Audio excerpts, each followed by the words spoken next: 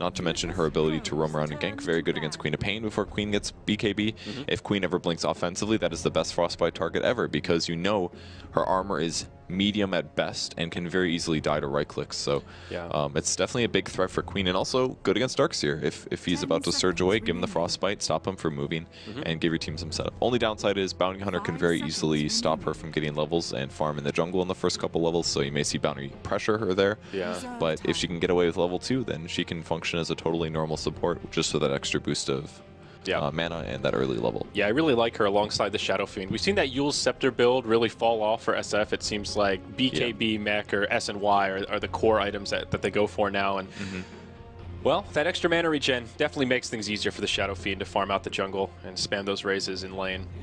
Yeah, I think people just kind of started realizing that you run out of item slots fast, and then you're not really much of a carry late game, and people stopped getting one-shot by it stupidly. They just, you know, once you understand, oh, I can be one-shot if he's within like 300 units of me and has the ability to walk in range, you know, it's just, once you stop giving him that farm advantage there, then it starts becoming a slightly less useful item. So, yeah, definitely. BKB is just in most cases better. If you're in trouble, just pop the BKB. Why bother even using yourself, you know? Yeah, it's also a slightly different playstyle now than it was. The team fighting is much more prevalent than it was when that build really came to popularity. But final picks and bans on the horizon here, Purge. Spirit Breaker and TA, the final two taken out of the pool. CDEC will pick Viper for their last, and this is a CDEC classic. They have more games played on Viper than any other team in the world on this patch by almost a factor of 2, which is kind of insane. Many. That's a lot of Viper. And I believe I just saw Stat Viper is also undefeated at TI thus far, I think with only 4 games played. Someone mentioned that to me earlier, and I was really undefeated Viper. All right. I feel like I keep seeing Vipers, and it's going well. Like they're kind of winning, but the Vipers aren't doing super well.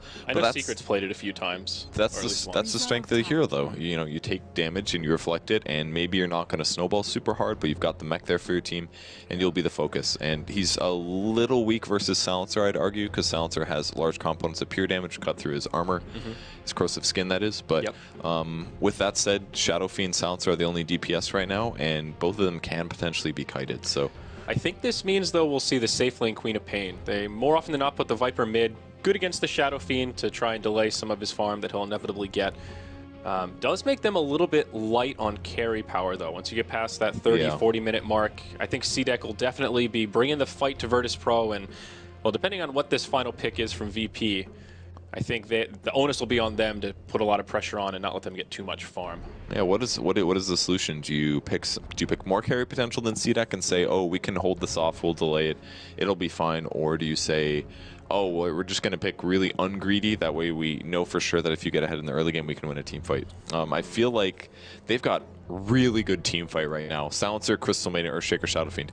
That's 4 really good team fight heroes right there. So, and they go for the Naga Siren. So how do they lane this? It could be the off-lane Earthshaker, which seems fairly likely. Illidan picks up the Silencer. It'll be off-lane Earthshaker. He'll be farming, then Lil takes the Naga on the 4. So this is a really smart pick here. It gives them more team fight so they can stall against CDEC, but if this game ends up going late, they've certainly got the carry power. Lil will be able to find that greedy 4 farm and become a little bit scary if time allows. And it's another really good teamfight hero, so this means that even if VP gets a little bit behind, they can use things like Song to set up teamfights in a really good way.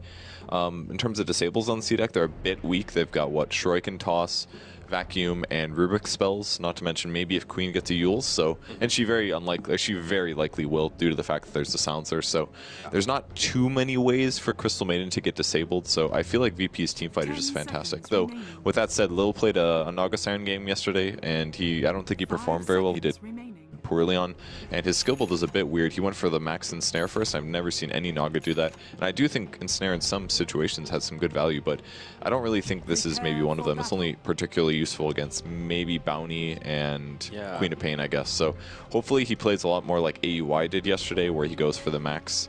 He went for the max mirror image build. He went like 4-1-2, something like that, and transitioned into, after a Guardian Greaves, he got a Radiance, and at that point it's like, oh, you're a support, but you've got a Radiance, and now you have all these items that you can just farm right up. And that was really cool to see, and I think Lil needs to play a little bit more like that, because yesterday he had bad impact on his Naga. Yeah, and Snare, one of those spells that's often regarded as a great value point, but I can't think of too many times I've seen it maxed out either. This is also a really good Rubik game. Always great for Rubik when he's up against an Earthshaker. You get rid of that cast point on the Fissure. That's one of the classics, but Song of the Siren, if you can ever manage to steal a global, which you shouldn't really be able to on paper, but you never know. There are some big spells here. Getting that CM ulti is another one that can turn fights on occasion. So yeah, definitely. And how many Rubiks have we seen get Aghanim Scepter? It's like every third game or something, the Rubik supports get Ags, and that's very rare. In the past, Rubik would never be able to farm that, but I've been seeing some Rubik players put out some amazing games and get that big item and get a lot of value out of it. It does add a huge amount of potential to have a big impact. The cooldown reduction, the huge range, it's certainly powerful, but was always that luxury, like, oh, we kind of already won anyway. What can the Rubik get after he has all of his mobility tools? But let's introduce some players here. Purge. Radiant side, we've got Virtus Pro, DK Phobos. He'll take the Earthshaker to the offlane. FNG, he'll be here on the Crystal Maiden. G, he's on the Shadow Fiend mid. No surprise there as Illidan Storm Rage takes the Silencer to the safe lane. He'll be supported by Lil on the Naga Siren. And on the Dire team, we've got XZ playing Darkseer on the offlane. The roaming support is going to be Garter playing Bounty Hunter. Shiki playing the Viper mid. Looks like Q is playing Rubik, looking to set up something mid. And the last player is the top lane, Aggressive, playing Queen of Pain. And as you mentioned already, action mid, FNG. This could be a fast first blood, and it is. Garter draws it. They don't even need the Rubik to secure that kill. Seemed like FNG was just not quite ready for the Bounty Hunter to come in the way he did. Ooh, nice play by both of those players, actually. As soon as the Sentry went down, he used the Tango to instantly kill the Sentry, but G was just as fast and also killed the other Sent. He was waiting for that. So they trade 1-for-1 there, and now their team has a Sentry. So I guess it's not a huge deal for Bounty because he doesn't need to spot things out, but you know, at least if they do put a ward down later, they won't have to worry about getting dewarded. So that was basically a nice read by CDEC there. They said, oh, well, the Crystal Maid's going to come try to pressure the Viper to give Shadow Fiend some last hits, then he can solo just fine. But instead, we're just going to show up with 3 heroes unexpectedly and get that fast first blood. Yeah, I mean, it was the Bounty Hunter that actually got the first blood bonus gold, so that means early boots for him to go with this Orb of Venom, and his life gets a lot easier. He's already moving through the jungle, looking for FNG, who's going to be stacking, clearing some neutrals here. He's already killed one, and he'll go for another Alpha Wolf here. So this is exactly what you were talking about. And with a start like this, Garter could be looking to have a pretty good early game. Ooh, he pinged out. I think he thought he got a little bit less experience than he was supposed to, so he assumed that the bounty was to the right of him, which may or may not. I don't know if he was within range at the time, but it did limit his level 2 there. But he's got the level 2 now. Everybody's got the mana. This means more mana for Illidan. Illidan's going to actually have a really easy time against the Darkseer Iron Shell, I think, because he's a ranged hero. He's got bonus right-click damage on the single target that he wants to go to. So I think this should be okay for him, but Darkseer has picked up level 2 here. Up top, Phobos maybe in a little bit of trouble here. Q rotates in, gets the telekinesis, they pull him back. Totem not enough, and it's Aggressive that finds a kill in his safe lane. Meanwhile, down bottom, looks like a little skirmish breaking out. Lil getting poked by Garter, but Naga pretty tanky early on. She's got quite a bit of armor. I don't think Garter will be able to find this one. No, certainly not. He will retreat. Quite a bit of damage here. Normally Lil has at least a stout shield, but this game he wasn't able to do that. Maybe because it was a Crystal Maiden or something. I'm not quite sure, but seems like he had to sacrifice a bit on his early items. So yeah, it's peculiar. Great start for CDEC though. 2-0 in the first couple minutes. So harass back the Darkseer.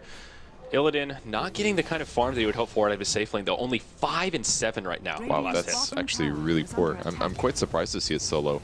Obviously dealing with Iron Shell is tough, and a lot of times you prioritize the denies over that. In some ways that's honestly very good because you can delay a bottle or a soul ring, but Darkseer has been able to get 4 CS here. Really not that many last hits at all due to Illidan's denies, but you know, he still gets the item, and that means the pressure continues. And Bounty Hunter looking for potential courier here, though it's past 3 minutes, so chances of sniping it not so high. He does have level 2, so he can harass a bit more effectively, and has 1 last sentry ward. That first blood that they got on CDEC was actually so big though, because of the boots. If you look at how FNG's been playing, he's actually just been sitting behind mid the entire time, anticipating the Bounty Hunter coming, hoping that maybe they can get a kill that way. And it's partially that, but it's also because if he goes in the jungle and he gets found by a Bounty Hunter, he just dies. He can't get away from him, at least until he hits level 3. But that movement speed advantage that Bounty has is so big. Up top, Phobos again initiated on. This time Aggressive, pretty low on mana. And Phobos will make the smart play to just TP home. Nice. No Janata, and he will make it out. Yeah, nice heads up play there. That was really good. Pop the wand and give him the TP. So very good. So how's this mid lane shaping up here? It looks like a fairly even farm fest. Shadow Fiend doing quite well though, especially given that they conceded that early first blood. He is the last hit leader at the moment. So good news for G. Living up to that mechanics hype that everyone's talking about. Yeah, no kidding. Wow, G can get last hits as a Shadow Fiend.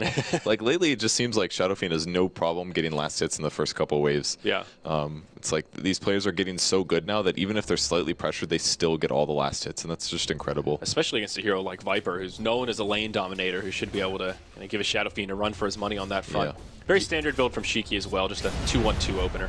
Yeah, and this basically says that I might get harassed, I might get zoned out, I'm expecting to take magic damage, and I want to reduce it and also make you run a little bit slower as a result. If you're just worried about last hitting, you'll put more points into your second skill, Nether Toxin. If you're really going to harass somebody a lot, you get more poison attacks. But this build is basically the average defensive build, like you said. So pretty safe for him.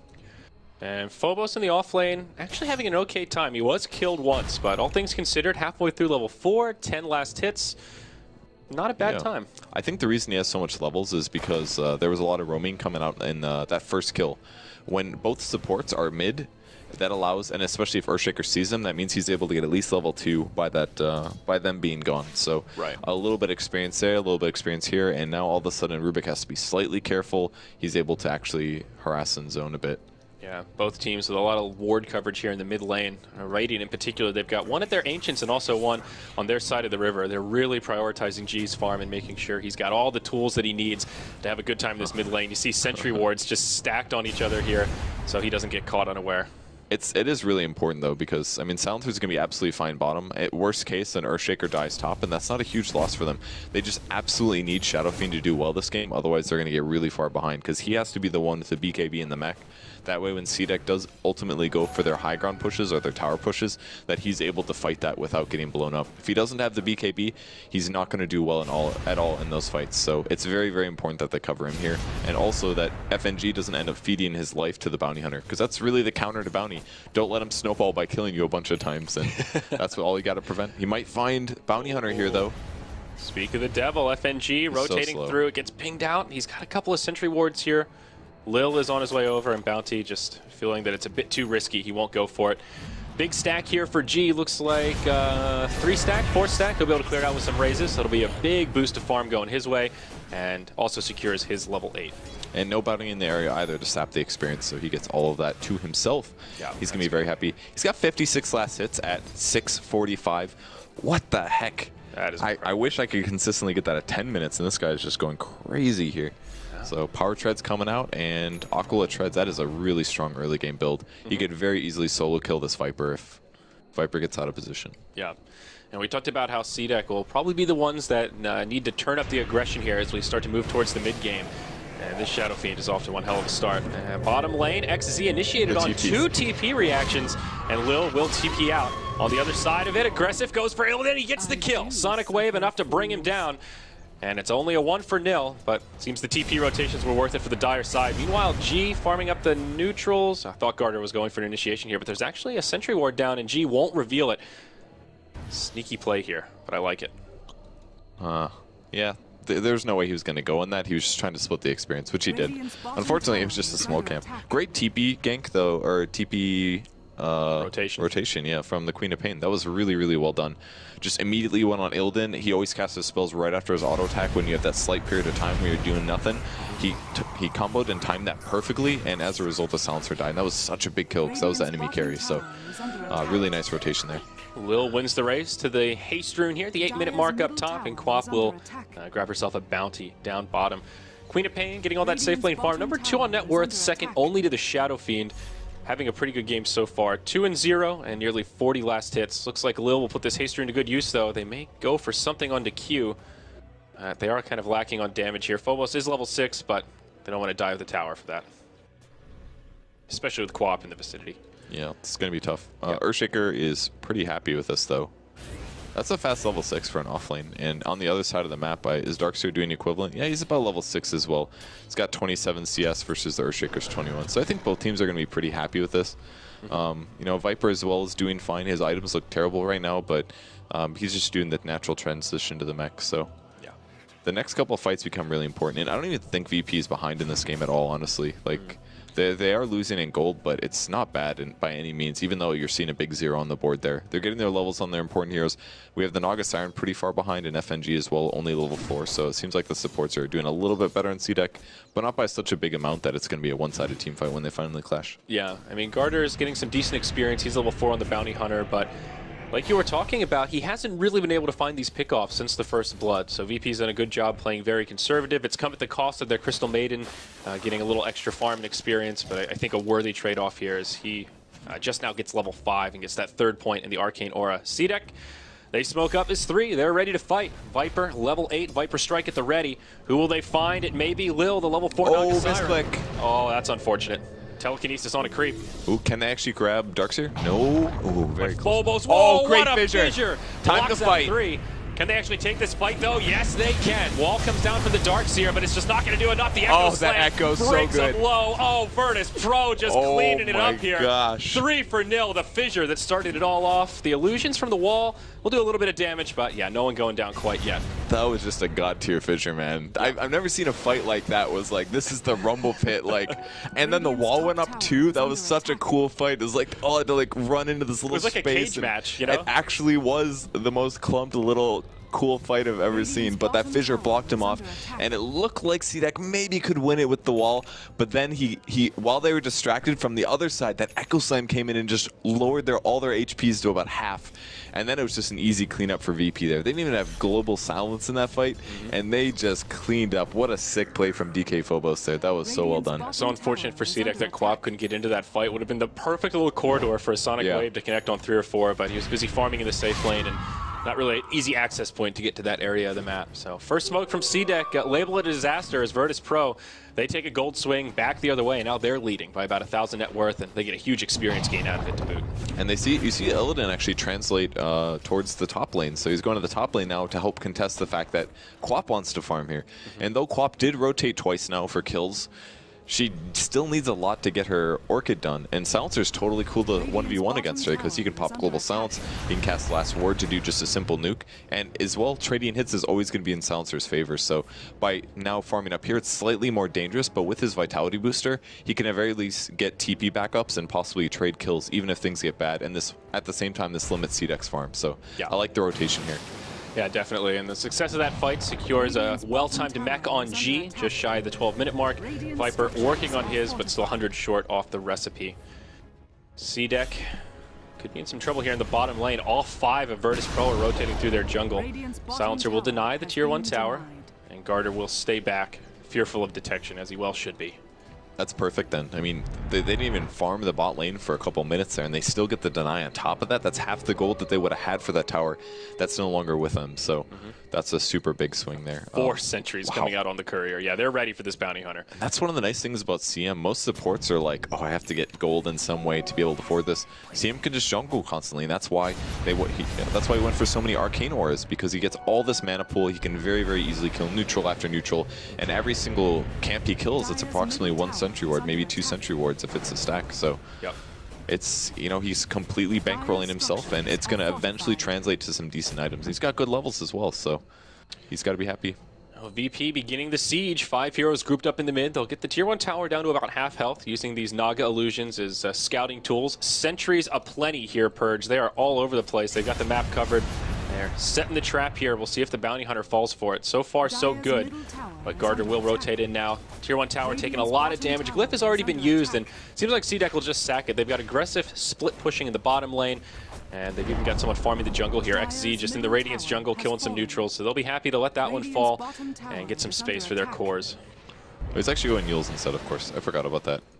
No Orchid for the Queen of Pain, but once he gets that, he's actually going to be survivable, and that's one of the other reasons he didn't lane against the Silencer, because if he gets out of position slightly, if there's like a fissure, for example, and Global Silence at the same time, that's a dead Queen of Pain. So he definitely has to play safe until he does get that Orchid, and then has that Global Silence protection. And looking at item pickups here, Silencer has the Vitality Booster. I'm curious if this is a Rod of Atos early on. Yeah, it should be.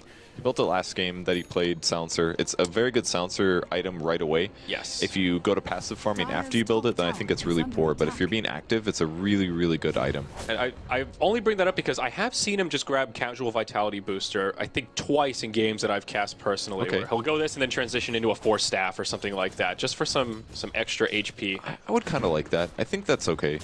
So we'll see. It's like I said, if you don't use your Rod of Atos, then it ends up being really poor as an item. It's a very inexpensive item, and while it has got a kill on the bot lane. Yeah, Quap just solos Naga. Yeah, Sonic Wave just from full to 0 in the blink of an eye there.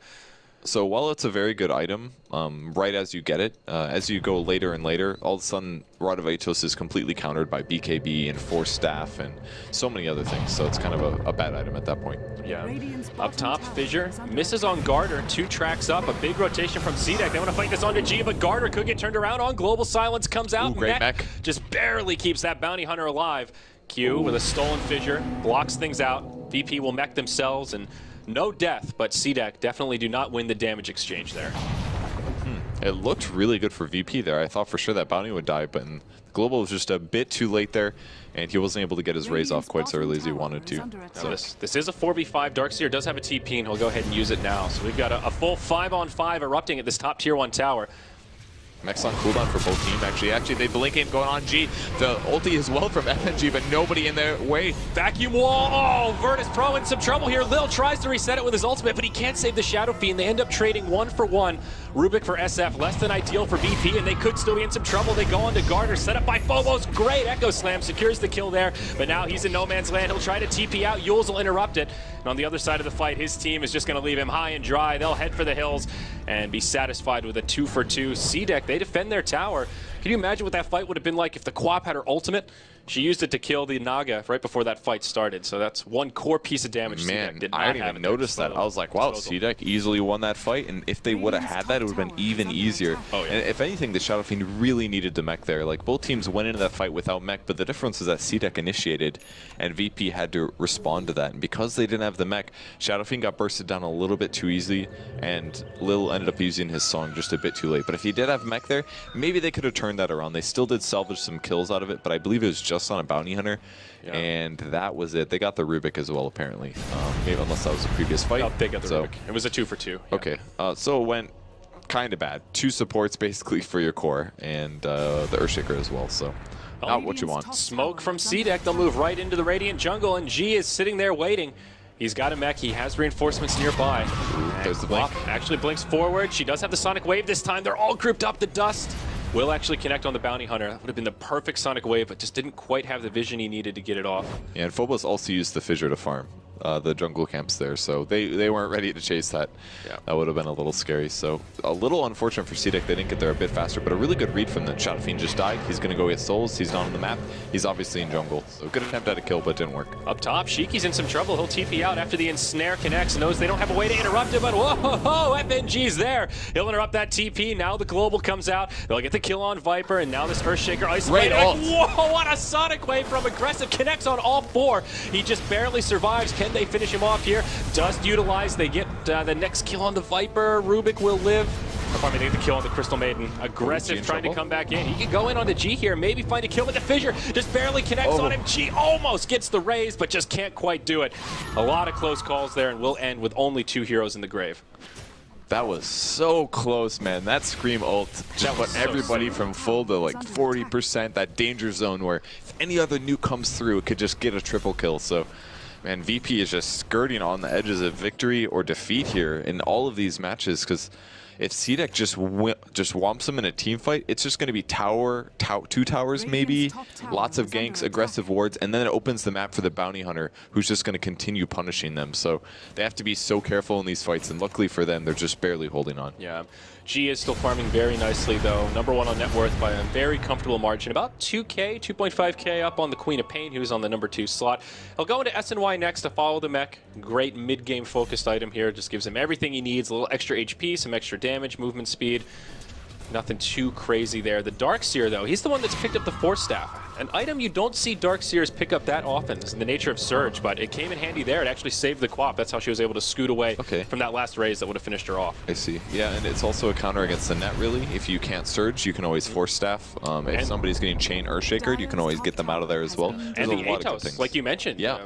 He had the Force Staff before Atos was completed, as Illidan just picks it up now. So he's already a step ahead. That's great. Atos is just so stat efficient for Silencer. It really is everything he needs in terms of int and HP. That's pretty much it. You already have pretty good agility again, so you don't need attack speed. So as a whole, it's a great item, but you know, against a Quap who's got a Yules and now they've got a Force Staff, it just might be a little limited. I think the best use on it, though, is going to be against the Viper, actually. It's a hero that is very, very naturally slow, only 335 movement speed with his treads here. And I assume he might build BKB next, but it might also be an SNY. If it's an SNY, it'll slightly counter the Atos. But if they can keep him at least away from the fight, it'll give them a big advantage, because that's a huge amount of CDEC damage. Yeah. Well, CDEC continuing to stay grouped up here. They really want to fight if they can find the openings, but I like that they're not forcing it. Also, Medallion on the Darkseer, another item you don't see on Ishkifel too often. That is actually a really weird one. Interesting way to itemize, yeah. Why doesn't he... Oh, they already have a mech. Did he make a mistake with his build here? He built the headdress here, and the Viper already has a mech, obviously. Ooh, I guess he could just turn into a late game pipe, but oh, smoke from VP. It's about to get broken by Garter. Great positioning there from the Bounty Hunter. They got him with the Atos. Oh, the Atos cripple. His teammates are nearby. Mech comes in. Sonic Wave on 3. Try to reset from Lil. It's a 1-for-1 already. G will just TP home, and looks like a support for support trade. That Naga support, man, that shows you right there how good it is, because that could have very easily been G dying and maybe a third as well, but because of the Song of the Siren, it allows them to trade 1-for-1. The Atos completely paying off versus the Bounty Hunter here. That's going to force him to have to get either a Force Staff or a Blink Dagger at some point. They do get a tower out of that fight, but I think considering what happened there, I think VP is very happy with that, since that was a super sick Quap ult. Yeah, and it's just been back-to-back Quap ults that have done so much damage from aggressive, and do you think this is an Aghanim's game? Is that the natural item progression after the Yules here, so that he can just keep ulting as much as possible? I dare say every single Quap of this tournament has built an Ags at some point. Maybe not first, maybe not second, but almost every single one has built an Aghanim Scepter just for that low cooldown. Yeah. And it does increase the damage by a slight amount, a 60 damage bonus on average at level 2 at least. So it helps. It's a slight increase. It's like looks like a 10% damage increase kind of a thing. Yeah, it increases a little more as you level it up. It's plus 85 at once you get level 3 on it. Yeah, so it's a nice damage boost. It all around gives you a lot of stats which you need to potentially survive. So as a whole, really good item, and stacks pretty well with Octarine Core as well. You can heal from it, you know, lower that cooldown down to 30 seconds. It just makes it so that you can always be ready to gank at all times, and you don't have to worry about your cooldown, basically. 135 is a really, really long cooldown, and for a hero that has only moderate damage when you don't have your ultimate, it's something that you really want to have up as much as possible. Yeah, absolutely. So things quieting down a little bit, both teams going back to farming. And as I say that, VP actually start to group up towards the mid lane again. The Earthshaker getting close to his blink, 1,700 gold on him. I think VP may want to stay a little quiet if they can make some space for DK Phobos just to get that blink. Helps their team fight so much. Yeah, it'll help a lot, actually. He's already had a really good impact, but you know, spending a lot more time just fissuring than Echo Slamming, really. And once they grab that, I think it'll be really good with him as well because of the wall. There's always extra illusions, extra heroes kind of things going on in team fights, so he might be able to get a bit extra damage from that as well. Yeah. It was the BKB next on Viper, so rather defensive build here, mech right into the BKB, no Aghanims, but now this Viper's nice and tanky, and again, a counter to the Rod of Atos cripple. Yeah, and the other thing that's really good about the Earthshaker Blink Dagger is that VP basically entirely lacks initiation right now. Who else is going to go in first? It can't, like, they can do maybe a global silence with a fissure and try to catch up, but that's a bit of a weak initiation. If they can start off with DK Phobos jumping in and chain stunning an important hero like Quap or Darkseer, and then they can global silence after that, that's going to be a VP fight. And the reason they keep almost losing these fights is because CDEC goes in first. Yep. You never want to get initiated on in almost all situations, especially if you have a bunch of squishy heroes like VP does. So once they get that blink, their team fight and their draft is going to come together much, much better. And he's only about 200 gold away, so pretty soon here VP's going to be in a good spot. Well, CDEC will make good use of the space VP's giving them for now. They'll put that Medallion to good use as well in the Darkseer. They go right into the Roche pit, and this will be uncontested. Aegis the Immortal will go their way. Aggressive also looking towards that Aghanims. Has picked up the point booster already, only about 1,000 gold off. So who grabs the Aegis here? They're still deliberating amongst themselves. They give it to the Quap. Okay. They will grab the Aegis. Smart move by CDEC. He drops his stick. Well played. One hero really underfarmed this game is actually the Bounty Hunter. He's only got an Urn, a Wand, and a Orb of Venom. And they actually have technically 3 mech carriers this game. Maybe a bit of weakness in their draft there, because Bounty as a whole is... People have been feeling that he's not very useful if he doesn't have better team fight, and they get that team fight by buying things like Vlad's mech or pipe, but this game he can't really do that. Yeah, and he also hasn't had the best game either. So he's 1, 2, and 0. I mean, Bounty Hunter's usually one that wants to be grabbing as many assists as possible, and he's just the guy with the target on his back. Speaking of targets, Shiki gets jumped on mid. A lot of ultimates deployed here, but that's a 10-second BKB, and he'll live. Freezing Field as well as the Echo Slam now on cooldown. And also the reveal of the Blink Dagger on the Earthshaker. Yeah, I feel like they should have stunned him a little bit longer, though. I don't know if Phobos checked to see that there was a BKB, but he did an enchant totem right as he got away, so I feel like he didn't quite time his cooldowns perfectly. Maybe he was being too greedy with a hit between or something, but because he got the BKB off, he escaped a little bit earlier than expected, and that was the dunk and the Freezing Field. So Freezing Field, much lower cooldown now to 90 seconds, but dunk cooldown's pretty big there. Yeah, usually with those Blink Dagger reveals, you want to at least find a kill or catch someone off guard, but yeah. Less than ideal for them. A 10-second BKB is almost a good trade. It's very close to being a good trade in my opinion. Yeah. Because that is it just starts the train. Pretty soon here it's going to be a 5-second, and then it won't really do a whole lot other than stop the first global silence from coming out. Now, a couple other key item pickups here. The BKB completed on the Shadow Fiend gets delivered now on the Courier, and Lil going for a well-timed gem pickup. About 25 minutes in, they want to start getting some map control of their own and also have some more tools to deal with the Bounty Hunter. And with that, VP will 5-hero smoke behind their Tier 1 tower that CDEC are sieging. Looks like a team fight will erupt, but who's going to find the angle to initiate here? We've got 2 wrapping around the backside, G and Illidan. Maybe this is the fight. And here they come. Going in on Shiki, taking the damage. He's taking a lot of damage actually from G. Ulti comes through, not as good as the previous fights on the global sound. Shiki is by himself. Mech is on cooldown. He goes down so easily. Aggressive as well, stunned. And the FNG ulti is back up already. But remember, he's got the Aegis of the Immortal. The Queen of Pain's coming right back up, but huge wall vacuum. There's the reset from Lil. They'll try to set up onto aggressive here. G gonna channel. Can they time this right? The self-Yules, beautifully done. They still get the Rubik in the mix. Aggressive still in a lot of trouble despite the beautiful Yules. It's just not enough. It'll be Virtus Pro that take this team fight to even get the consolation kill on the Bounty Hunter as he tries to run away. It's a 1 for 4, and they also killed the Aegis in the mix. Great plays from Virtus Pro, and that smoke from around the backside proved very successul. Man, I bet they even got the tower denied too. The tower was glyphed up and perfect wraparound there. They just weren't in good position is what happened. The wraparound, what had happened was the Darkseer had to get segmented from the Viper there, so he didn't have the Solar Crest on. This is all the money that Darkseer's been spent his money on, was this Force and the Solar Crest. And he thought he was safe way back there, but as soon as the Shadow Fiend split him in the middle, he couldn't continue Solar Cresting the Viper, and the Viper just died so rapidly to the Shadow Fiend right click, because he's got -6 armor from Presence of the Dark Lord, and he maybe even got Riptided as well. Well, he did have his BKB up, but it looked like Shadow Fiend just hit him like 5-6 times. He just died. Like, he mech'd and all, but that was only about one hit. He just caught right through him, and once the Viper was dead, then it was just kind of a matter of time, because then they just had to kill the Quap, chain stunner a little bit, and he had a lot of trouble. So might see a kill here on the Darkseer. He gets spotted. And he'll go down. That's an easy one. Illidan with the invisibility rune to start it off. CDEC are smoked up, though, and they are in hot pursuit. Right now, the Naga is not here, so this could be a 4v4, or it will be a 4v4, rather, as Garter goes in first to initiate. Sonic Wave onto DK Fomus. The Solar Fissure finishes him off. Now FNG channels the ultimate, but it will get interrupted. Mac buying him some time. FNG still falls, but G very healthy with the BKB on. They turn onto aggressive, and now they want more. Q on the run. G instead goes for Garter, but they don't have their detection. Oh, yes, they do. Naga's here trying to isolate Shiki, but he'll just TP out. VP hoping to get a little bit more out of that, but they get pulled in a bunch of different directions, and CDEC are able to minimize their losses. So still looking really good for VP there. They did lose DK Phobos and the Crystal Maiden, but they traded evenly, basically. That was an offlane and a support for a Queen of Pain and an offlane, and technically they carried this game. So Quap's having a lot of trouble. His KDA is pretty good, but I'm not really feeling his impact. He had a lot of really good ults those first couple fights, but either VP is just having better positioning, or the ults from Quap are just maybe not the best time. Yeah, so that last one was, I think it just hit on Phobos, so that one in particular was a little lackluster. And that was good, because killing the Earthshaker was the hero that's guaranteeing the kill setups, because once he was dead and the CM was gone, they're out of disables basically, and everybody else just walked away. So it's definitely important to kill the Earthshaker there.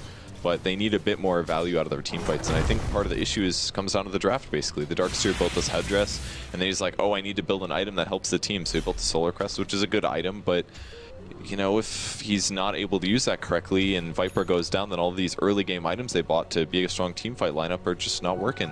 So they get their second Force Staff. Garter completes his. That's good, but I don't know if that's the item that's the solution. Maybe something would be better. Like they're getting all these movement items, but they need to kill SF. Like, how do you kill SF with Force Staffs? Yeah, I mean, we talked about this in the draft. Around 30-40 minutes, you'll start to feel CDEC just lacking that late game presence, and G has just consistently been #1 at the net worth chart by a big bump. Now about 50% up on the Queen of Pain, though. We'll hold that thought as they find Garter. Lil still has the gem and snare to get things started. Force Staff not going to save him. Fissure will lock him in place, and Garter will fall. Takes a totem as Phobos actually secures that one. He's got, looks like a Yule's coming out. If he would have forced before he went invis, he would have lived there for sure. Because, well, Lil would have had to Song of the Siren for that, but that's a pretty good trade if you do force him to do that. So, small mistake there from the Bounty Hunter. He didn't have to die, but you know, sometimes that reaction time is tough, and he didn't necessarily expect the gem. So, Lil sacrificing there. Doesn't even have Medallion yet, but it should be finished right about now. And flying that out. So, Nagasarian, it's actually pretty disgusting how few items you can have on this hero and still be strong to your team. Yes, that's one of the reasons she's a top tier support right now. And we see more item progression as Illidan, who's had a pretty solid game thus far. 4-1-5 gets his sight device, but whoa, XZ takes a dunk to the face, just barely lives, compliments of that mech, but it's not enough. Darkseer falls, now Shiki will BKB TP. They almost got him. Wow, that net was mid-air as he TP'd out. That was pretty close. Yeah, so very, very close escape there from the Viper. And another tower denied. Yeah, and we see the debut of the Sheep on Silencer, the great transition. It's a much better version of the Rod of Atos, essentially. Yeah. You get the guaranteed 3.5 second Hex, which means they have limited movement, but most importantly, amazing stats. They're pretty much stunned. And very good stats, yeah. 35 int, which is actually only 5 better than the Rod of Atos if you think about it. But it also has 190 HP, so it's about half the HP of the Rod, and the Disable is so much better. And the regen definitely helps. Let Silencer just good point. Spam those glaives to his heart's content. So they just don't seem to have an answer for G, though, Purge. He should have a Scotty coming out pretty darn soon here. He's got the Orb of Venom and the first Ultimate Orb with 2,400 gold in the bank. So another successful fight, and he's going to be lobbing snowballs instead of souls. Will they grab CDEC or aggressive here? Oh, Fissure's going to catch him over there looking for the enchant. He does land it. Got him. That was almost messed up, but they got it. Yeah. They did lose their courier, though, in the mix. A bit unfortunate. It was just the Medallion. Orb of Venom got picked off by the Bounty Hunter. It looks like, yeah, Garter just heading back off his successful kill. Minor victory for CDEC, but... I mean, I'd be really happy. I was like, that's that jerk that killed me earlier with his gem. Yeah, that's true. Be fine now. A little bit of vengeance. G will put some damage into this Tier 1 tower down bottom. CDEC have a glyph, but they will not come in to make a defense. They'll just let it fall, and could end up being good timing for VP. It looks like Roche right around the corner, just about 5 to 10 seconds before he comes up, and they may just pass by right as he respawns. G will continue on pushing, though, putting some pressure onto this Tier 2, hoping to bait a reaction here out of CDEC. And Lil in position to cast the song. If anybody shows up, then they can get everyone on their team in position and take the really easy team fight. Level 3 global silence up. That's 6 seconds of silence. That's going to hit some of these heroes really hard. Darkseer, Rubik, Bounty Hunter, they don't have solutions versus this. If it gets casted, they're just going to have to live with it. And now Silencer moving into, I can only assume, is a Shiva's Guard. He's got the plate mail, doubling his armor. So all of a sudden, he's kind of beefy, much less susceptible to those auto attacks. Roche comes up as VP rotate through, and this appears to be an uncontested Roche. Things starting to fall apart for CDEC here, Purge. Yeah, I just don't think they have a solution versus either of these cores. I think they could have dealt with the Silencer maybe, but this Shadow Fiend is just going to become invulnerable soon. He'll finish the Scotty, and immediately after, he's going to build Butterfly. And then where's the physical damage coming from CDEC? They have like support Bounty, support Rubik. Their offlane was a Darkseer, and he went Solar Crest and BKB afterwards. And then it's a Viper, and Viper's going to have to go AC here to deal with the minus armor of Shadow Fiend. They needed like a right-click carry core, and I think the Quap didn't fit into their draft at all. Maybe they got outdrafted here. Maybe they got put into lane setups that they didn't really want, but... You know, the things aren't really coming together here, and CDEC is not looking like they're going to take this game, to be honest. But yeah, it seemed like they were really banking on this Bounty Hunter being able to achieve a lot more. And at first, it seemed like, uh-oh, this could be a scary Bounty Hunter game. But after that, VP just tightened up, and we talked about FNG's positioning, maybe too conservative at points, but You'd rather be on that end of the spectrum than the other, where the bounty hunter is getting some undue farm. And because he sacrificed and he sat behind mid and bought a lot of sentry wards and barely farmed the jungle, you have a useless bounty hunter in the game. It's a level 11 bounty hunter with a 4 staff, and yeah, sure, if you get kills, track is amazing, but he's not going to get any kills. Yeah, like, he's still only been involved in 3 of the team's 11 kills. Queen of Pain, I heard that ult, but just for neutrals, okay. Yeah. So that seems to be the story of Bounty Hunter this tournament. This is probably the second game now where Bounty basically does nothing, and if you don't get anything out of it, the hero is terrible, basically, is what it seems like. Definitely the crux of the hero. He's one that when he's good, he looks completely broken and ridiculous, and when he can't get much done, he looks the complete opposite. Well, we're seeing that one side of the spectrum here this game, that's for sure. Yeah, we really are. So, and at this point, VP actually feels very comfortable farming on 4 staff. Oh, and you'll see disables the haste with that. He might actually go down. There's a Curse of the Sound, and that is a dead hero. Definitely going down. Even just that totem alone took like half of his HP. The old 500 damage physical hit. Yeah. That's actually half his HP. It's a bad sign.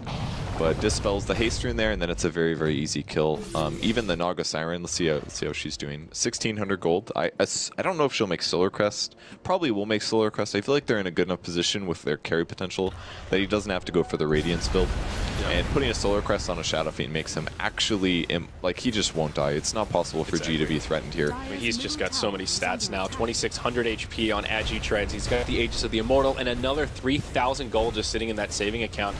They'll go for the tier 2 tower in the mid lane, all the while some split pushing from CDEC, but I think VP are going high ground here, Purge. They want to make use of this Aegis. They've got a good minute and a half left, or 2 minutes left on this thing, so they're going to try and make do. There's that Solar Crest on the Naga, goes right on to G. They force out the Glyph, the first ult from Queen of Pain. Really just tickles G and Illidan. They'll mech through it and continue lobbing damage into this tower. All right, so mech's on cooldown for about 1 minute, so this is their chance to go in, and they have to do it sometime soon, but look at that Scotty, Slow, and Shiki. They're trading hits, actually. They both have big evasion. There's the lift. Throws him back. Fissure as well, but G still doesn't even care. He is not phased at all. Look at all the damage. Mech pop for Viper now. CDEC no advantage in there. They've got Sonic Wave in about 15 seconds. No Glyph either. G is just going to back out. Great positioning from Virtus Pro in that fight. You put G in the front line, and CDEC have no choice but to go for the Shadow Fiend. They can't really just run through him to find an initiation. And even though no one dies, VP should be very happy with that trade there. Or not a trade, just a free tier 3 tower. I'm a little surprised they didn't commit to the racks personally. I guess, all right, their waves are in a kind of bad place. They would have to potentially lose tower damage. They would take tower damage of their own if they went for a racks there, but maybe they're just saying, you know what, we're so far ahead right now, you guys have no way to deal with our cores. If we just back up, collect about 2,000 gold in Shadow Fiend, he's got a Butterfly, and then he's going to have Butterfly with Solar Crest. That's like 30-ish% evasion items, and they have no solution against that. The Viper just now finishing his AC, and they said, like, you know, we could go high ground, we have a really good chance of taking racks, but we do not want to throw this game. We want 3 points against you guys, and we're going to guarantee that we win this game that we should. So they're doing the safe play. All they have to do, downside is that they might not have Aegis by the time they get back there, so they might have to worry about that, but... And he actually pops a salve and he's running back mid. I think they're trying to hurry here and get back to mid. They've got before less than a minute, 45 seconds before the Aegis despawns. I don't think they'll make it to the barracks to capitalize here. I mean, they might as well give up and go for the farm. It seems like if they could have time to pick up the Butterfly, this move would be worth it, but... I mean, I don't think they necessarily need the Aegis to take a good fight here and end up breaking the high ground. Certainly it helps, but they can just take a straight-up fight if they get the right initiation. They've got all their ultimates available. CDEC will have their Sonic Wave up in about 15. Aggressive used it to clear creeps. Oh no, this could pose a really scary timing window here. VP will just go right in. I don't think they're aware of the cooldown, but they poke Shiki straight away. 4-staff and Glimmer Cape to keep him alive. Now they'll lose their ranged barracks, and the melee under assault. Still with G in the front lines. Aegis goes down. The regen rune will get canceled straight away, but now telekinesis. Phobos comes in to start this fight off. BKB used by XZ, but he doesn't know what to do. He's just running in circles. The Rubik falls first. Now CDEC in some trouble. No buyback available on the Rubik. G with a Requiem will connect on quite a few. They're going on to aggressive. Pops the ulti after a beautiful vacuum in, but now they'll turn on to XC. There's the ult from FNG. Gets the kill on the Darkseer, and Phobos reinitiates to finish off the Viper. Song of the Siren from Lil just to break things up, but it's a 3-0 with VP once again coming out on top. And they still didn't lose the Aegis. Oh, it's gone now, actually. It despawned in the middle of that fight. Ooh, that was very, very close then. Good thing they used the song. Ooh, might see a solo kill from DK Phobos. Whoa. He's like, oh wait, I think I can kill that guy. And then he jumps back in. Are they staying? 2 heroes still here. They're going to try to grab the bounty as well. There's the hit, and that's a dead bounty hunter. Queen of Pain buys back for this. She wants vengeance. Oh, the blink. Aggressive is angry. He's going to have Frostbite, though. This is a little dangerous for Queen of Pain. They could potentially outplay him here. There's the net. Oh, big ult catching too. Lil goes down. FNG using another Frostbite. Aggressive solo. Will he blink aggressively? This is so dangerous for him. He goes for it, grabs FNG, but will they get the return kill? DK Phobos is so low. He's also potentially going to die. No blink for 6. He does get killed by the fissure. So ultimately, VP does get outplayed. There are 3 deaths. Here, it's not over yet. Purge wants aggressive. Hits him with the Atos, hits him with the sheep, and it's a dieback for the Queen of Pain. The gem does get recovered, though, by Q. That's the one victory for CDEC there, but it comes at a big cost. Quap now out of the game for a minute and a half. And they got an Alpha Wolf here doing a lot of damage to the tower. Gets low, Wolf dies. Now the chase looking for the Viper ulti on top of Illidan. Here it comes, getting slowed. He doesn't have a BKB, he's got an AC. He's right-clicking, can he get the Darkseer? He doesn't. And VP throwing away a lot of advantage the last couple of minutes. Like, that turned from a 4-0 into a 6-4. Not very good. Like, they got a couple extra. Yeah, there was a dieback out of the Quap, but he got 3 kills out of it. Just look at that last kill alone. That is a 3K net worth swing just for killing the Silencer. He was godlike.